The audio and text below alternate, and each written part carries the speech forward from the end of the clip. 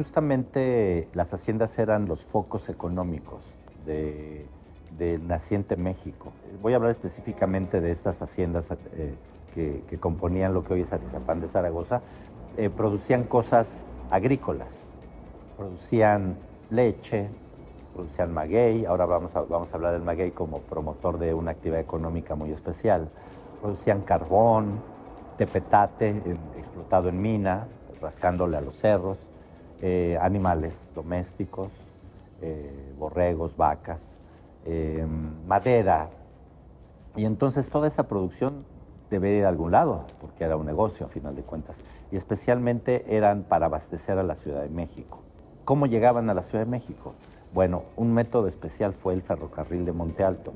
El ferrocarril Monte Alto cruzó por estas tierras entre 1892 y 1940, ya estamos hablando del siglo pasado, y conectaba la Ciudad de México con una vía de 37 kilómetros de longitud entre lo que hoy es aproximadamente Peralvillo, cruzando por lo que hoy sería la Avenida de los 100 metros, llegando a Tenayuca, y de Tenayuca en línea recta, cruzando el centro de Tlalnepantla, todo el centro de Atizapán, subiendo hacia Nicolás Romero y tocando las fábricas textiles de La Colmena, Barrón, San Ildefonso, y con destino final a la fábrica de papel del Progreso Industrial, que de hecho ese fue el primer elemento económico que hizo que se generara el ferrocarril Monte Alto, que se construyera la fábrica de papel, que aquí se llamó el Progreso Industrial, que esa operó hasta 1985 aproximadamente, todavía produciendo papel. Y entonces ese era el punto final de la vía en Progreso. Ahí terminaba con la fábrica y entonces traía ya el papel, traía de las fábricas de hilados y tejidos de La Colmena, Barrón, San Ildefonso, traía los casimires, las telas, pasaba por la hacienda de San Mateo, tomaba ahí la leche, el carbón, el maguey, el pulque, los animales, el tepetate, la madera, y seguía su camino hacia la Ciudad de México. Y entonces se distribuía y se comercializaba allá. El ferrocarril Monte Alto fue, a final de cuentas, un motor de la economía de esta región muy importante porque el ferrocarril nacional que iba hacia la frontera, hacia el norte, pues no pasó por aquí. Todavía las vías están y cruzan desde la Ciudad de México, pasando por Tlalnepantla, Cuautitlán, Teoloyucan, y salen ya hacia el norte, al antiguo Paso del Norte, que es algo muy reconocido. Pero hacia esta región, la forma más productiva y la forma de sacar la producción de lo que había en esta zona fue a través del ferrocarril Monte Alto, y ese generó muchas cosas. Generó, por ejemplo, que existiera en el centro de Atizapán de Zaragoza, en el pueblo, existiera un balneario. Existió aquí un balneario entre 1927 y 1975 porque venía gente de la Ciudad de México y venía de fin de semana, ya en plan de vacacionar, y aquí en el centro de Atizapán, lo que hoy es la Alameda, donde está el mausoleo, frente a Chedraui, como dice la gente, ahí estaba el balneario de Atizapán, ahí había albercas, había grandes árboles para hacer un día de campo, se vendía barbacoa, se vendía pulque, entonces venían la gente de la Ciudad de México, el ferrocarril llegaba ahí, había una vuelta de la vía, o sea que no tenía que seguirse, sino que ahí podía estar. Los fines de semana seguramente no iba a la fábrica de Progreso, se daba la vuelta aquí y primero costaba 5 centavos, llegó a costar hasta 20 centavos la ida y la vuelta de la Ciudad de México aquí al balneario de Atizapán. Eso tiene que ver también porque los dueños del ferrocarril llegaron a ser socios de muchos negocios. Llegaron a ser dueños de la hacienda del Pedregal, llegaron a ser dueños del balneario de Atizapán. Entonces veían negocio y aplicaban inversión y explotaban las cosas de la hacienda y las llevaban a la Ciudad de México. Al inicio del ferrocarril Monte Alto, el primer dueño o promotor fue el ingeniero José María Velázquez. Fue el primer dueño del ferrocarril. Y después ya hacia los 1900 y tantos, 10, 15, fue la familia Aguayo, los inversionistas Ángel y Andrés Aguayo, que fueron los dueños del ferrocarril, de la hacienda y del balneario. Y después, por ejemplo, el balneario se lo vendieron a la familia de la Peña, que fueron los últimos dueños del balneario, la familia de la Peña. Y hacia 1975, en un proceso que duró más o menos 3 años, El balneario de Atizapán fue expropiado por el gobierno del estado. El predio que ocupaba el balneario se convirtió en una alameda, la alameda central de Atizapán, donde está el frontón, la alameda se llama Luisa Isabel Campos de Jiménez Cantú, que era la esposa del entonces gobernador Jorge Jiménez Cantú. Los cerros de Atizapán estuvieron por décadas llenos de magueyes. Lo que hoy tú me puedes decir, el fraccionamiento tal, el conjunto habitacional tal, la colonia tal, en esos lugares había magueyes. El maguey es una planta muy fiel al ambiente mexicano, que se le puede aprovechar para hacer ropa, para hacer complemento de la comida. Por ejemplo, dicen que en la época de la Revolución, pues no había guerra y no había mucho que comer y había poca producción agrícola. Y parte del maguey se aprovechaba para aumentarlo al maíz y para hacer las tortillas. Entonces es hasta comestible la planta del maguey. Se aprovechaba para hacer sacos, para hacer una fogata, se utiliza también una parte del maguey. Las puntas del maguey filosas se utilizaban también para hacer agujas. Un montón de cosas que se hacía con el maguey, entonces generaba una economía. Y la historia nos indica que mucha de esta actividad se dio por décadas a través del trabajo de los tlachiqueros y de los mechaleros. Hoy todavía persiste ese concepto de decir que los atizapenses somos mechaleros, a pesar de que hoy no hay magueyes ya. Aquí en esta avenida Juárez e Hidalgo, solo por decir esta parte, el centro de Atizapán, había todavía hasta 1960, 1970, había 8 o 10 pulquerías. ¿Cuál es la diferencia con lo de hoy? Porque hoy hay pulquerías también, pero hoy son expendios de pulque, no se generan aquí. Aquí nadie siembra ya maguey. Hoy lo que pasa es que estos empresarios pequeños que hay hoy que venden pulque hoy en Atizapán y en otros lugares, lo que hacen es ir a comprar el aguamiel a Hidalgo y vienen aquí, lo fermentan y lo curan. Entonces hoy está muy de moda ir a tomar un pulque. Sí hay, pero la gran diferencia es que ya no hay en ningún lugar que se produzca hoy la planta del maguey y se explote. ¿Qué es lo que hacía el tlachiquero y el mechalero? Ya son cosas muy especializadas. Yo no soy tan experto en eso, pero el tlachiquero era el que raspaba el maguey para extraer el aguamiel. Ese es el tlachiquero, era como el jefe del equipo. Y el mechalero es la persona que le ayudaba.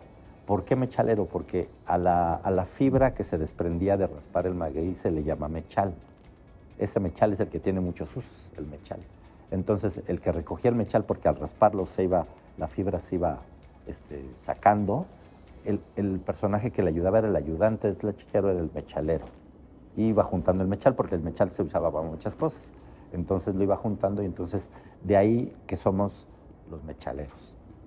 Porque la gente de Atizapán por muchas décadas trabajó los pulques. Hubo durante décadas grandes productores, eran terratenientes, tenían tierra, como los señores Yáñez, tenían sus tierras, los señores Lara, don Vicente Lara, eran muy conocidos porque en sus tierras eran de producir el maguey y de contratar a gente para explotarlo y de generar aguamiel y de producir pulque.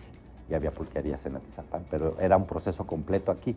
Hoy ese proceso completo no existe.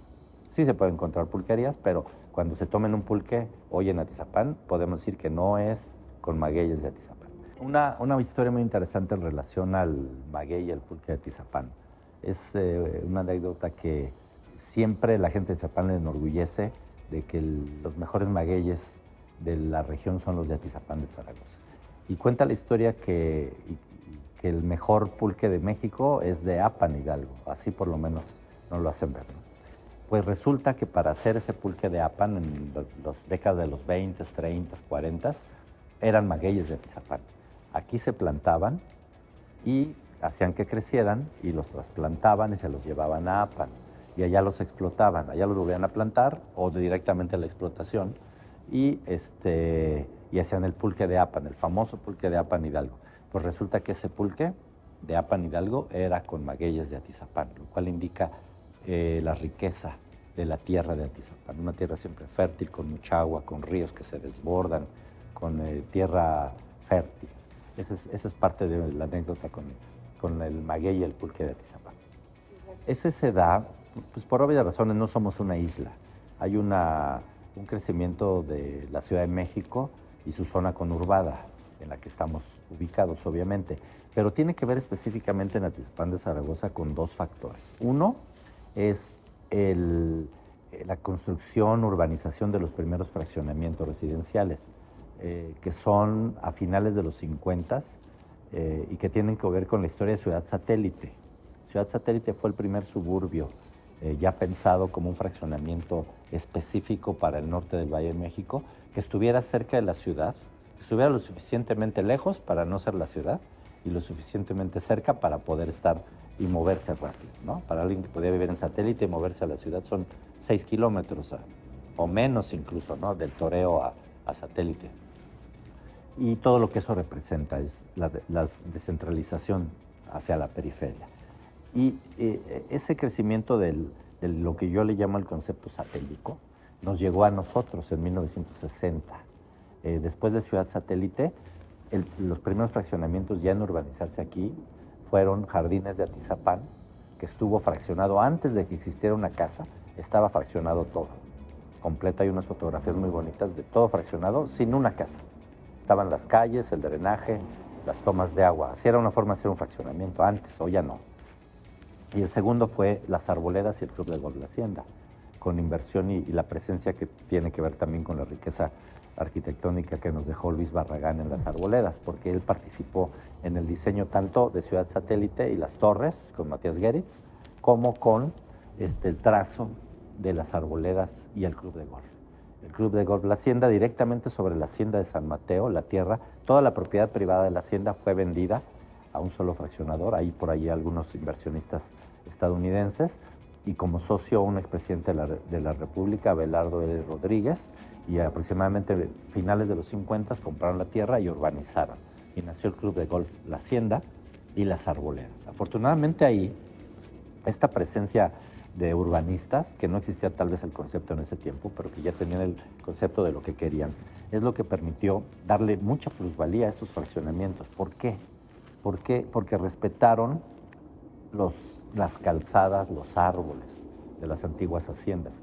Si uno hoy circula por el Paseo de los Jinetes y sale de Arboledas hacia el periférico, ese Paseo de los Jinetes era el camino de salida de la hacienda y estaba pensado en caballos y en carretas. Y el fraccionador respetó eso, a pesar de que hicieron las calles para los autos, pero están sobre los trazos de los caminos de las haciendas.